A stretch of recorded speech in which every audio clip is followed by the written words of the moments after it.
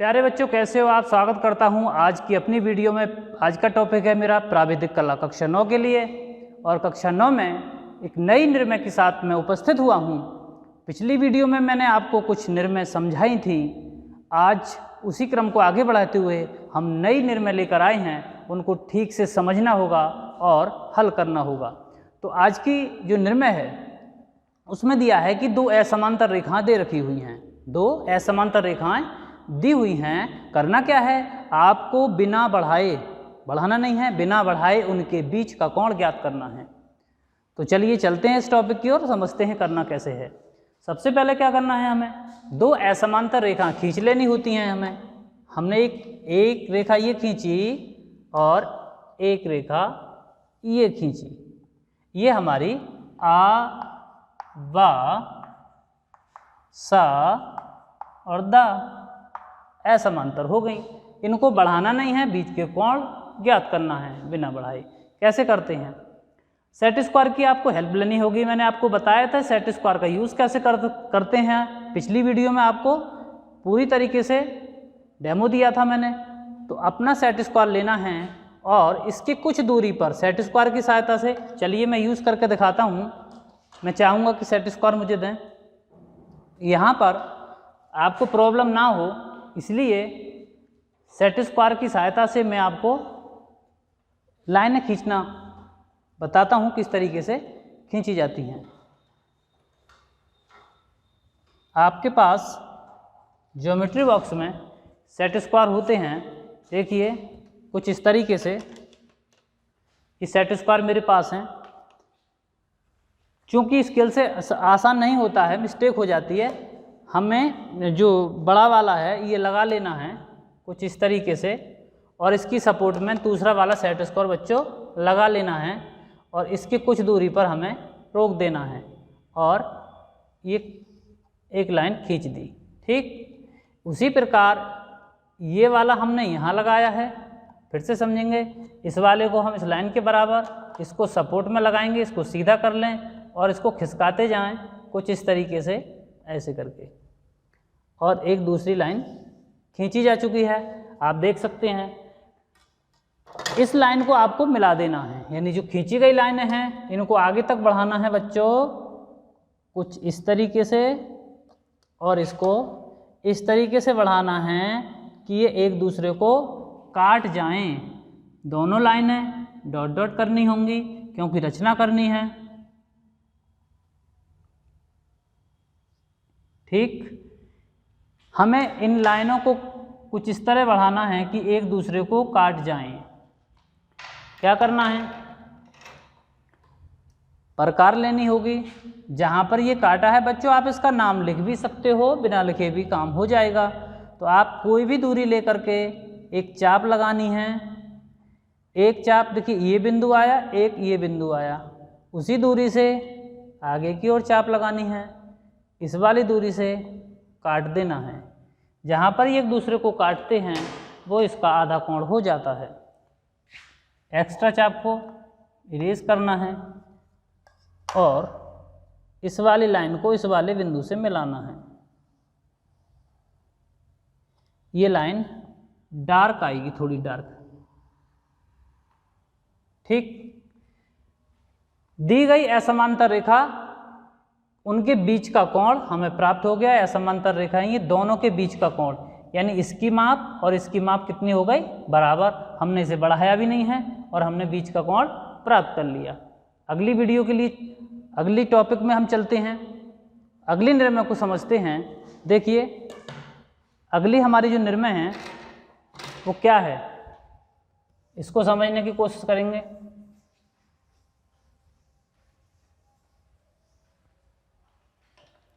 इसमें लिखा है दिए गए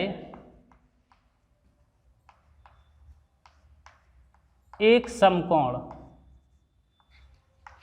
दिए गए एक समकोण आवासा को समत्रिभाजित कीजिए।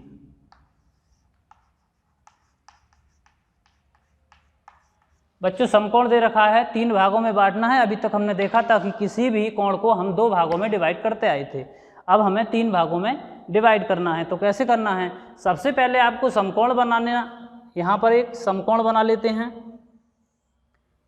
मैं सीधे सीधे बनाता हूँ, प्रकार की सहायता से आपको बनाना है। हमने यहाँ पर एक समकोण बनाया है, ज़्यादा देर न करते हुए, और इसके नाम लिख देने हैं आ, बा और सा।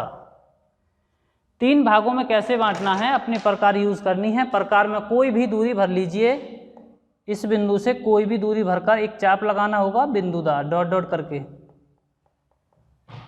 दूरी को घटाना भी नहीं है, बढ़ाना भी नहीं है, उसी दूरी से आपको एक चाप लगाना है। बच्चों आपको बताया है कि जब पहली चाप यहाँ पर लगती है वो तो 60 अंश का कोण बनाती है। 60 अंश हमारा ये हो गया, 30 अंश हमारा इतना बचा, तो कितना हुआ ये 90, यानी इतना हमारा 30 अंश। अब उसी दूरी से हमें यहाँ प्रकार रखनी है और एक चाप यहाँ लगा देना है। तो इधर को भी हमारा 30, ये भी 30 और ये भी 30, कुल मिलाकर हमारा 90 हो गया। इस प्रकार ये जो कोण है वो 3 समान भागों में बट जाएगा। इसको हमें यहाँ पर मिला देना होगा और इसको यहाँ मिला देना होगा। तो इस प्रकार हम देखते हैं इसके 1, 2 और 3 भाग हो जाते हैं। तो हमने 2 निर्णय अभी समझी हैं, अब हम अपनी तीसरी निर्णय की ओर चलते हैं। अब इस निर्णय में पूछा गया है कि दिए गए समकोण को 5 समान भागों में विभाजित करो। समकोण पहले से दिया गया है, उसके नाम अंकित हैं आ, बा और सा। इसके 5 समान भाग करने हैं, प्रत्येक कोण 18 डिग्री का आएगा, 18 पंजे 90। कैसे करना है, देखिए 2 भाग किए, 3 भाग किए, अब की बार 5 भाग इसके करने हैं। इसको थोड़ा डीपली आपको समझना होगा, थोड़ी बड़ी रचना है ये। तो करना क्या है, देखिए सबसे पहले प्रकार का यूज़ करना है।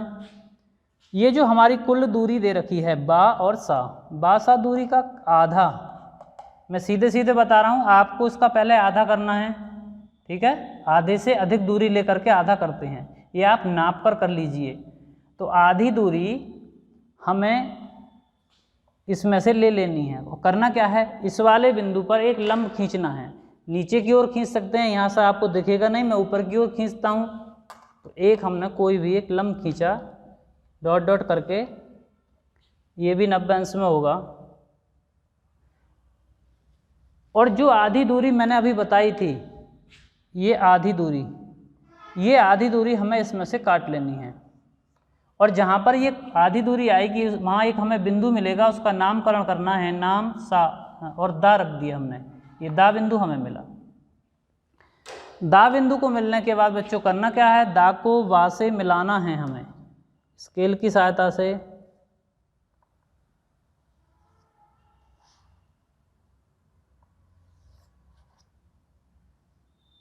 थोड़ा मोटा मोटा समझेंगे, यहाँ पर डॉट डॉट करना है इसको भी। दा को दा को हमने बा से मिलाया है। अब देखिए ये जो हमारी कुल दूरी है, इस दूरी से अब हमें दा को केंद्र मानना है और एक चाप लगानी है, बड़ी लगा दीजिए, इतनी थोड़ा काट जाए इसे, ये चाप लगाइए। यहाँ भी एक बिंदु आता है, उसका भी नाम रख देते हैं, मान लीजिए इसका पा बिंदु, कोई नामकरण कर दें, ये बिंदु पा आ गया। अब की बार क्या करना है, बा से पा तक की दूरी भरनी है हमें। बा बिंदु को केंद्र मानकर, यानी प्रकार की नोक बा बिंदु पर, पेंसिल की पा पर रहेगी, एक चाप और लगानी है कुछ इस तरीके से। और देखिए एक बिंदु हमें ये मिला, एक बिंदु हमें ये मिला, इसका भी नाम रख देते हैं गा और घा, ठीक। अब एक चाप जो लास्ट वाली है वो, और ध्यान देंगे इस पर, अब हमें यहाँ आना है पूरे आधार पर, यानी आधार पर आने के बाद चाहे तो आप इधर से भर लीजिए कुल दूरी, और इधर से भरने के बाद इसे समझेंगे, हमें सा बिंदु को केंद्र मानना है और बा से एक चाप लगानी है इस तरीके से। बस ये जो पहला भाग है ये हमारा कोण का एक भाग प्राप्त हो गया है।